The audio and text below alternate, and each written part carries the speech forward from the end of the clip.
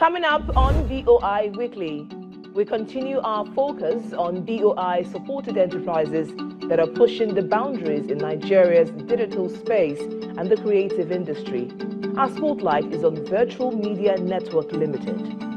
Also, BOI signed strategic partnership agreement with two organizations, the German Agency for International Cooperation, GIZ, and the Raw Materials Research and Development Council.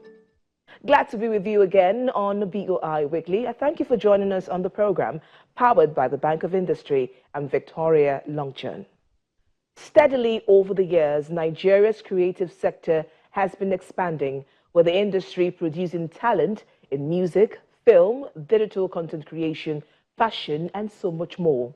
From the BOI Nully Fund to the BOI Creative Industry Loan, the Bank of Industry has been giving financial and advisory support to businesses in the sector, helping creatives to achieve their dreams and also scale up their enterprises. Now let's take you to Lagos, Nigeria, to see how Virtual Media Network Limited is providing exciting career and business opportunities for media professionals, content creators, and brand partners.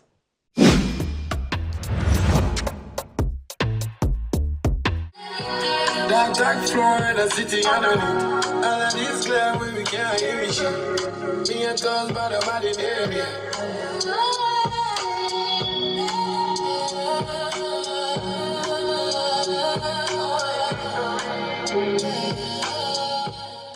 High-precision sound coming from one of the studios of Virtual Media Network Limited, a creative new media and broadcast media content and properties production, acquisition and sales company.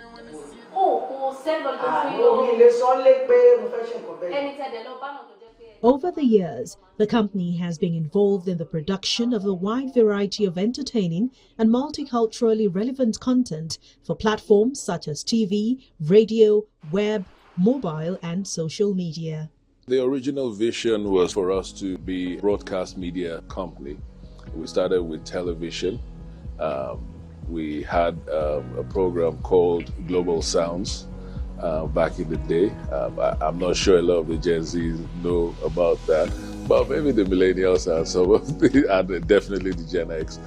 Global Sounds was like a 1-hour music show, and it kind of redefined that whole genre then on TV. Before then, of course, I was on radio.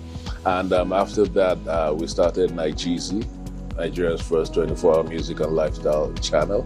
And we've also done other things like Orisun, a Yoruba channel, and Isimido, an Igbo channel. You know, but right now the focus is to grow it into a media tech company. When I say media tech, infusing a lot of technology, a lot of technological tools to scale up that whole broadcast and digital media space.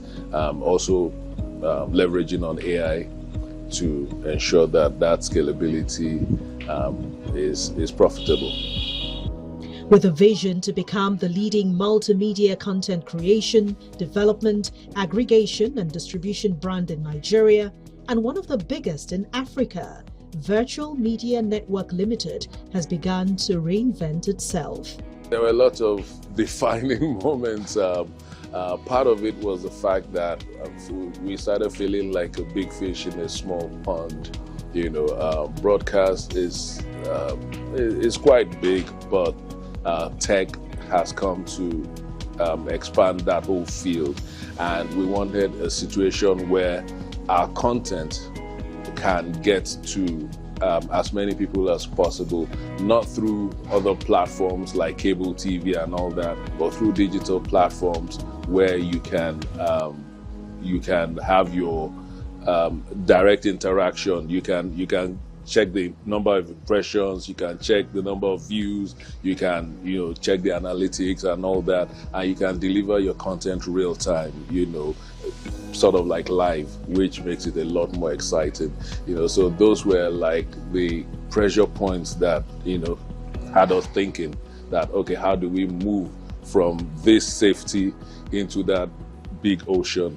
And that was basically it. Then, of course, a lot of young people were also moving to the digital space, and broadcast space was shrinking. It was still big, but it's shrinking, and the digital space, your mobile phones, the laptops, social media, had become much larger. And if you don't hop on board at that point in time, you may become a dinosaur overnight. Africa's creative industry is growing fast. However, many of the moving parts, talents, production, distribution, monetization still exist in silos. The management of Virtual Media Network says the organization is building a world where all these pieces are put under one roof. We're starting our own phase, so to speak, with a few defined structures. We're not going to try to be everything to everybody all at once. We have a project called the Virtual Media Network Reality Universe. And the Reality Universe is a group of reality TV formats, you understand? Because we found that reality TV controls about 75% of viewership, you understand, right now.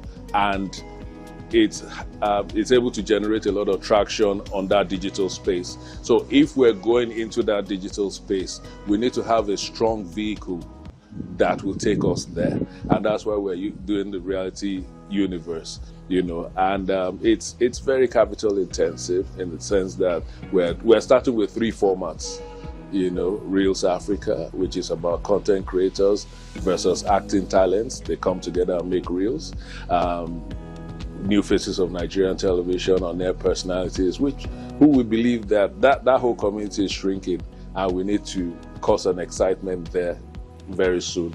And Eye Candy, which is like your Love Island and the rest of them, it's a dating/lifestyle program. So we are concentrating all our eggs in that youth basket, that youth segment basket, because they're like over 65% of the population, and if we gain traction amongst them, then we can gain traction with everybody else. Everybody else will follow. And when you talk about monetization, that's part of what we're looking at. We're looking at building a new community of young creators, influencers, and all that, and also plugging them into the universe and ensuring that they are able to make some money from sponsorship, from brand ambassadorship, from even up to plugging in their works. We have an Azibo platform also coming up, which is a digital platform where creators can come and make their own. And we also have Afrofusion Creative Academy.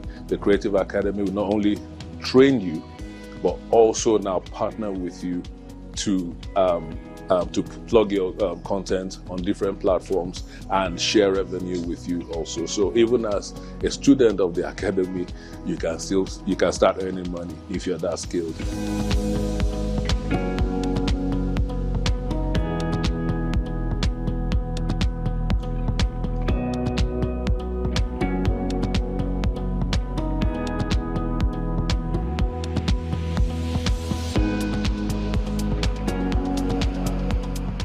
To achieve these lofty goals, the company reached out to Nigeria's foremost development finance institution, the Bank of Industry.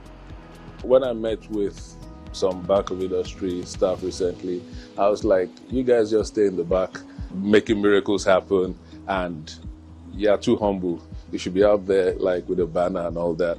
Why I said that is that we, over the years, have built brick by brick. We make money, we invest in infrastructure, we invest in equipment, we invest in training, we invest in talent and all that, invest even in content, but it's very hard to keep building brick by brick. It has to get to a point where you need to have experience the kind of exponential growth that will scale you up faster and make you more competitive and be able to earn better. So we went to Bank of Industry and said, look, this is what we want to do, this is our vision, but we need a lot of equipment, we need this, we want to do our Afrofusion Creative Academy, we want to train young people, and it fell into a lot of it connected with their 6-point agenda as we were told, about female inclusivity, youth empowerment, entrepreneurship, and all that. And so they felt, okay, this was a good fit. And when we got the funds, we accelerated faster. And that's why we're able to even contemplate doing 3 reality shows, you understand, and launching the Creative Academy at the same time. As Virtual Media Network Limited continues with its vision to deliver platforms that provide quality entertainment to millions of viewers in Nigeria and across the African continent and the rest of the world, the company remains committed to the proper shaping of African stories on African-driven platforms. In terms of African storytelling, I think African storytelling is on the rise. But I also believe that the platforms, we don't have the right platforms yet. The platforms we have, you understand, does not fit into the needs and requirements of our society. So we're also looking at what we can do to make that entry level, for viewing as affordable as possible. Content is not failing. In fact, storytelling is on the rise. Like I said, there are billions of stories because across Africa, every household has hundreds of stories they can tell. You understand? So content is not failing, but how people consume it, people will look at how do I survive before they think of how do I subscribe. You understand? So the platforms is what we need to look at, and we're also looking at it. That there are some fintechs, there are some telcos, there are some people who have the subscribers already. What deals can be made with them to get content access? You understand? Without breaking the bank. And then also, these people that make these things, how can they make money? So how do we broaden that creator space, you understand, and make it profitable? Those are things that we're looking at, but it's a brick by brick, step by step initiative.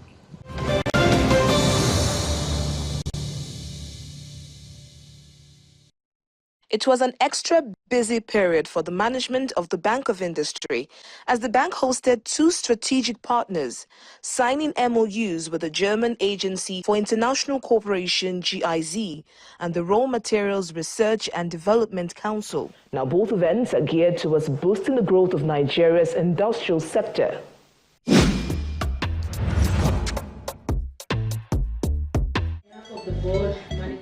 As part of the Bank of Industry's efforts to enhance productivity and boost overall business competitiveness for MSMEs, the bank and the German Agency for International Cooperation, GIZ, have signed a partnership framework agreement to drive sustainable innovation and economic development for micro, small, and medium enterprises in Nigeria.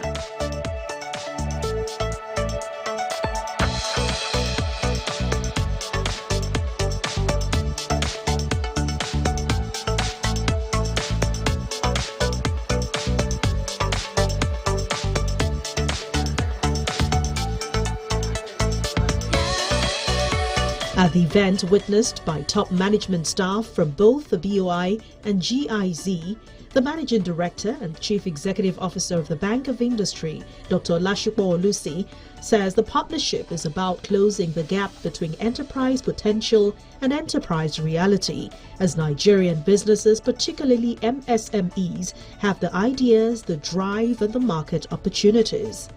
Working together, BOI and GIZ are better positioned to bridge that gap.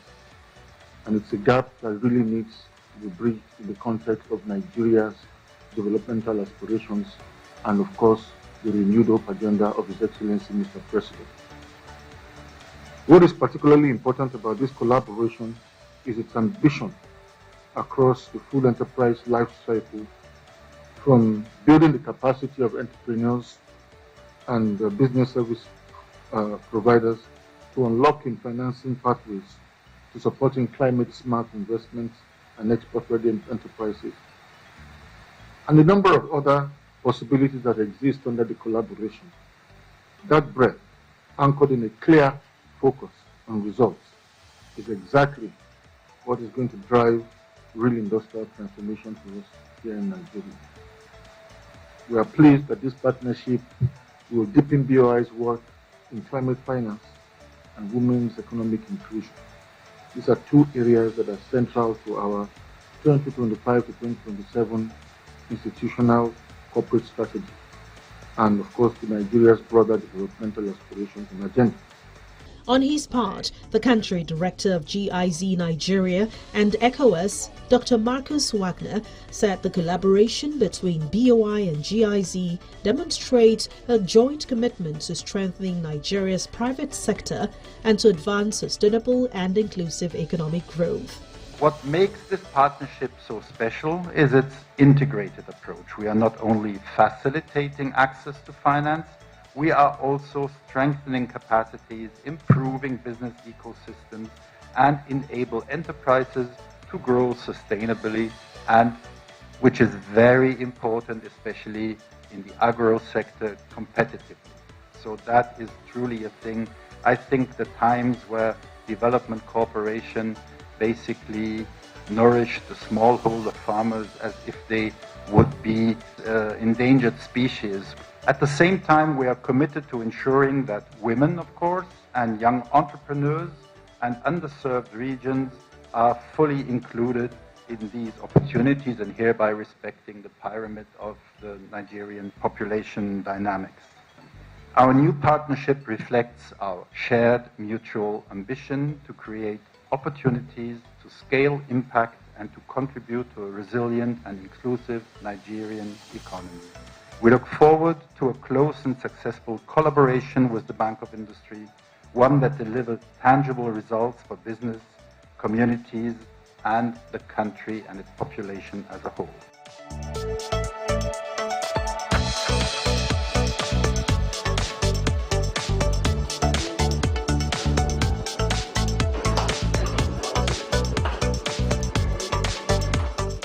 Within the same week, the Bank of Industry welcomed another strategic partner, the Raw Materials Research and Development Council, RMRDC. According to BOI, the collaboration is aimed at strengthening Nigeria's agricultural value chain, which will in turn increase the sector's contribution to the nation's gross domestic product. This partnership brings together two institutions with complementary strengths. RMRDC's deep expertise in raw materials research and development, and BOI's capacity and experience to translate viable projects into financed, executable industrial investments.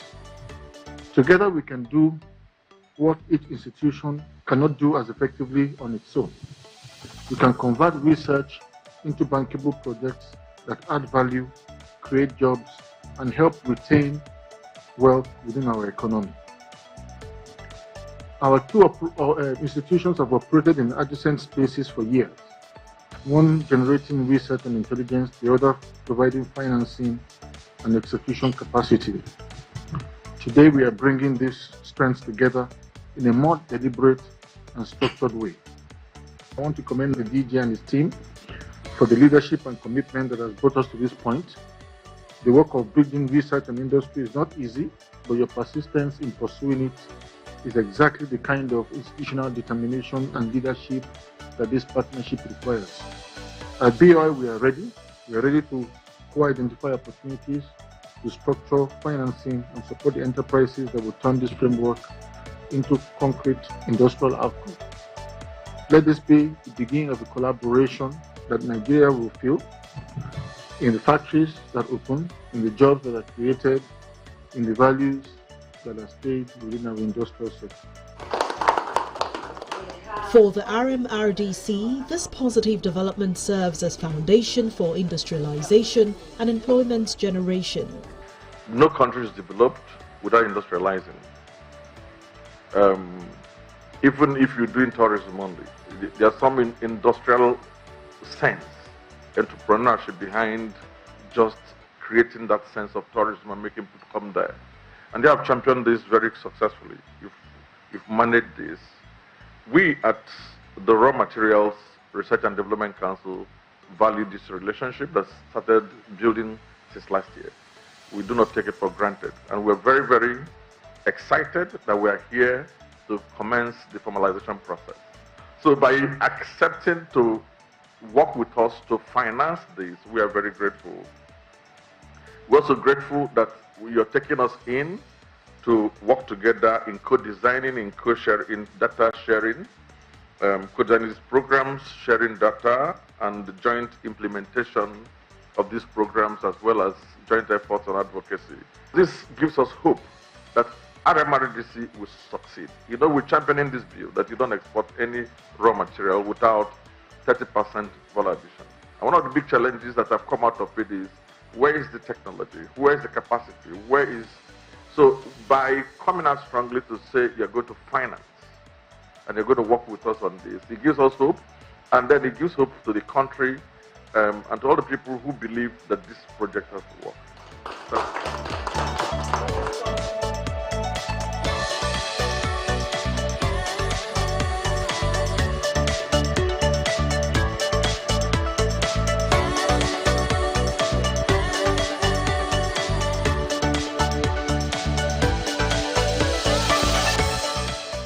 This partnership agreement is a result of extensive engagement between key stakeholders of both the BOI and the RMRDC. The critical areas the MOU covers include enhancing agricultural value chain development, cutting post-harvest losses, processing, packaging, logistics, and marketing.